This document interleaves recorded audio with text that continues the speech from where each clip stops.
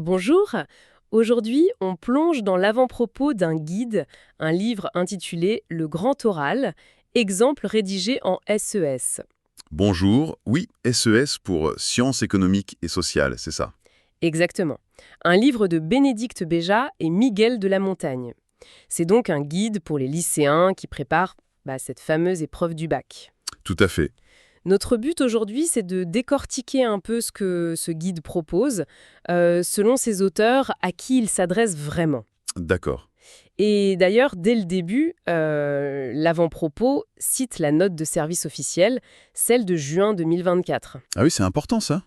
Oui, elle rappelle que l'objectif du grand oral, c'est, je cite, montrer sa capacité à prendre la parole en public de façon claire et convaincante. Mhm.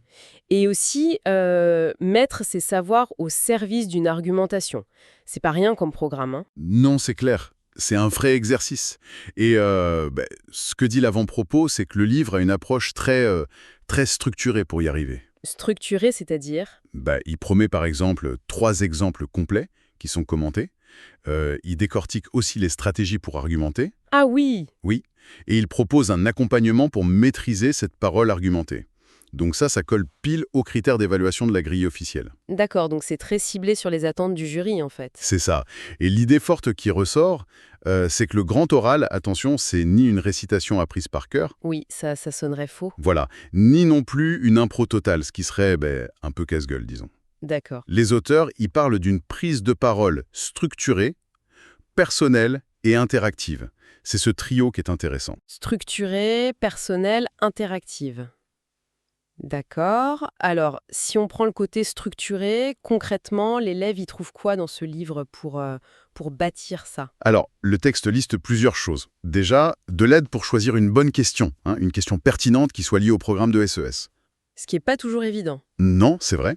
Ensuite, des méthodes pour construire un raisonnement solide. On parle même de thèse, antithèse, ce genre de démarche. D'accord, une structure argumentative classique en somme. Oui, mais appliquée à l'oral. Et aussi des outils pour organiser ses idées, et même, chose importante, pour anticiper les questions du jury. Ah, ça c'est clé. Anticiper. Exactement. Le livre fournit d'ailleurs des modèles de questions et des réponses argumentées, expliquées, pour montrer comment faire, quoi. C'est intéressant cette insistance en structure, l'argumentation. On sent bien que le but, c'est pas juste de réciter son cours. Ah non, pas du tout. C'est plus de lier ses connaissances à une vraie réflexion sur le monde réel, comme ils disent. Tout à fait. C'est vraiment l'idée de mobiliser ce qu'on a appris pour réfléchir, pour argumenter sur des sujets actuels. Transformer le savoir en compétence orale, en quelque sorte. C'est exactement ça. Et d'ailleurs, point intéressant, le livre ne s'adresse pas que aux élèves. Ah bon? Non, il rappelle que le jury, c'est 2 profs de spécialités différentes, souvent. Oui. Donc, ils évaluent autant les connaissances que la qualité de l'expression, la clarté, etc. Du coup, le guide se présente aussi comme un outil pour les enseignants. Pour tous les enseignants qui accompagnent les élèves, même ceux qui n'enseignent pas l'aspect de l'élève. Voilà, que ce soit le prof de spé ou l'autre membre du jury, ça peut les aider à mieux cerner l'épreuve et à guider les élèves. D'accord. Et j'ai vu aussi qu'il y avait une mention spéciale pour les élèves qui ont des aménagements, c'est ça? Oui, oui, c'est précisé. Le texte dit que ces élèves, ils y trouveront un support clair et rassurant pour faciliter leur préparation, en fait. C'est bien d'y penser. Oui. L'objectif global qui est affiché, c'est vraiment de fournir un outil méthodique, progressif et rigoureux, toujours en lien avec la note de service de 2024.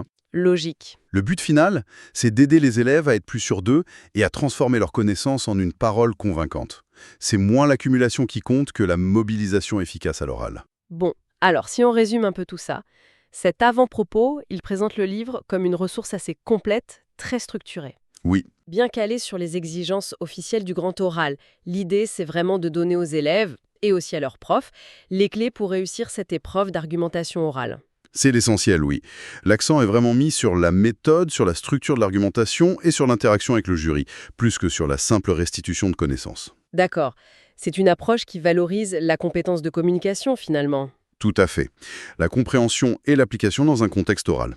Et pour finir, peut-être une question un peu plus large, au-delà de cet examen du grand oral, quelle place on donne aujourd'hui, dans la vie de tous les jours, dans la vie pro, à cette capacité à structurer sa pensée, à la défendre clairement, à convaincre? C'est une excellente question. C'est une compétence qui sert bien au-delà du lycée, j'imagine. Ah oui, sans aucun doute.